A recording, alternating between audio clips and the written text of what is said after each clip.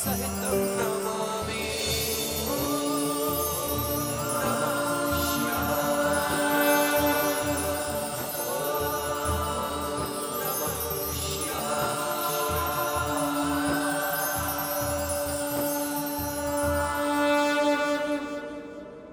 से संसार के अंत तक बालक मार्कंडे की आयु में कोई वृद्धि नहीं होगी।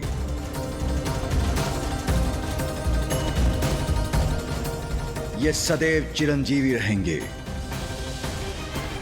पुत्र मार्कंडे, ये सब तुम्हारी भक्ति और माध्यम से तुम्हारे द्वारा महामृत्युंजय मंत्र के आविष्कार के कारण हुआ।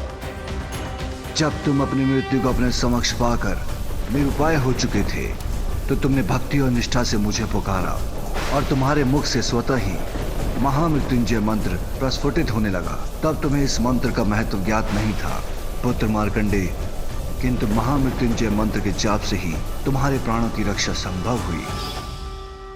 और आज मैं ये भी घोषणा करता हूं कि जो भी महामृत्युंजय मंत्र का जाप करेगा उसकी अकाल मृत्यु कदापि नहीं होगी, उसकी अकाल मृत्यु कदापि नहीं होगी। वो भीषण रोगों से भी मुक्ति पाएगा।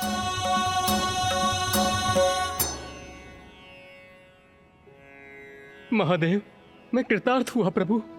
आज आपने और माता ने एक पुत्र को यह अवसर प्रदान किया कि वो अपने माता पिता की निराशा को आशा और आनंद में परिवर्तित कर सके। ये आपकी दया, कृपा और आशीष का ही परिणाम है।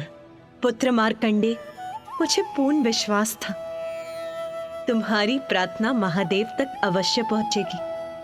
तुम में एक विशेष गुण है पुत्र। तुम्हारे शब्द हृदय में प्रवेश कर आत्मा तक पहुंच जाते हैं।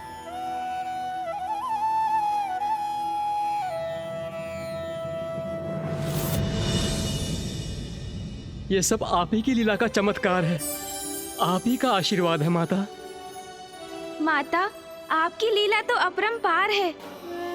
अब सृष्टि का चक्र तो पूर्ण हो चुका था ना माता, क्योंकि अब तो माता भैरवी के रूप में आपने मृत्यु की भी रचना कर दी थी। अर्थात अब समय आने पर सभी प्राणियों की मृत्यु के पश्चात उनका यमलोक जाना निश्चित हो गया, जहाँ वो पश्चाताप और साधना कर अपने कर्मों के अनुसार उचित लोक में प्रवेश करेंगे। तो अब तो संसार में पूर्णता थी ना माता? नहीं, नहीं, नहीं।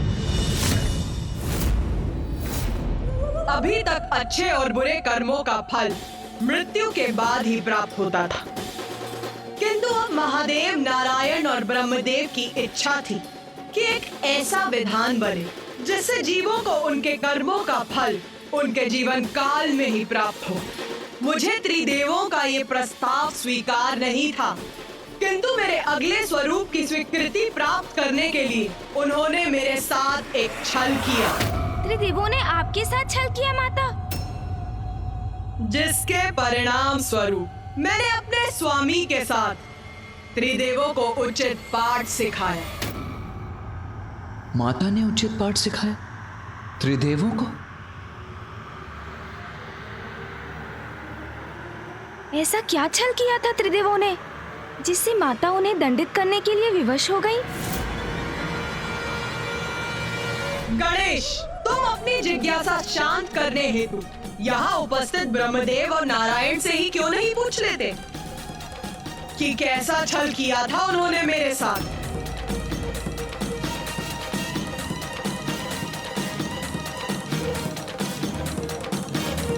देवी, उस समय हमने जो भी किया था लोक कल्याण के हित के लिए किया था। किंतु मामा जी, आप सभी ने ऐसा क्या किया था?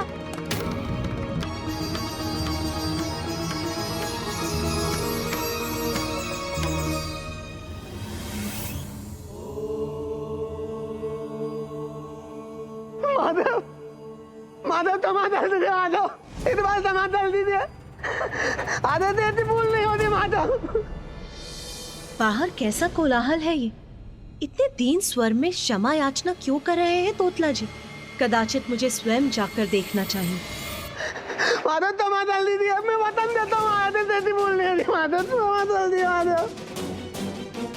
नाथ, स्वामी, प्रणाम माता।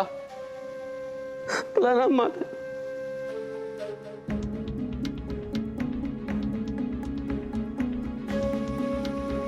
किस अपराध की क्षमा मांग रहे हैं तोतला जी?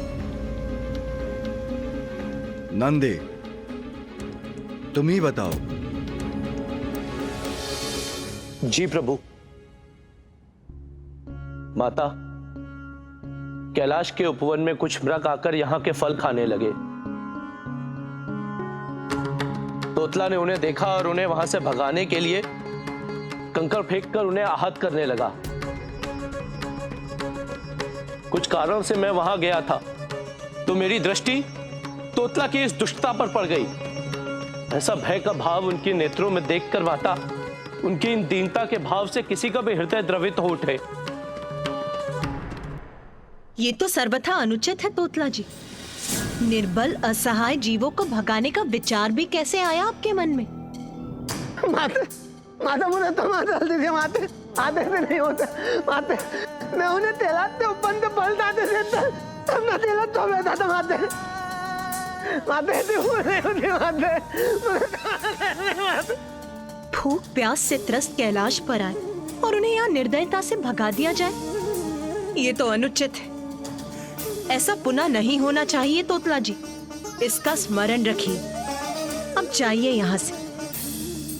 नहीं माते, मैं तुम्हें अल्लाह तुम ना माते।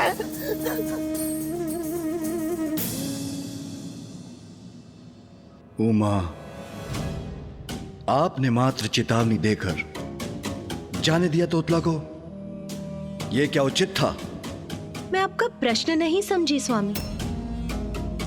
ये उचित नहीं था तो फिर क्या करना चाहिए था हमें? असहाय जीवों को उनके भोजन से वंचित किया, उन्हें आहत किया। क्या इस अपराध का दंड नहीं प्राप्त होना चाहिए था तोतला को? उमा, हम जीवों को उनके अच्छे कर्मों के लिए पुरस्कृत करते हैं, तो क्या उनके बुरे कर्मों के लिए दंड नहीं देना चाहिए, जिससे वो पुनः वही भूल, वही अपराध ना करें? अपनी भूल उन्हें स्मरण रहे और वो दंड के भय से बुराई का त्याग कर अच्छाई का मार्ग अपनाएं। जैसे तोतला, यदि आप उसे क्षमा करने के स्थान पर दंडित करती तो भविष्य में धीरज खोने पर भी वो दंड का ध्यान कर कभी ऐसी निर्दयता नहीं कर सकेगा।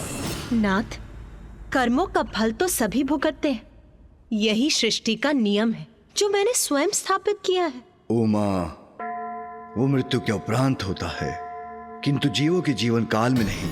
यदि उनके जीवित रहते उनके कर्मों के परिणाम उनके समक्ष आ जाए तो जीव अवश्य अपनी भूल सुधार कर अच्छे कर्म करने के लिए प्रेरित होंगे।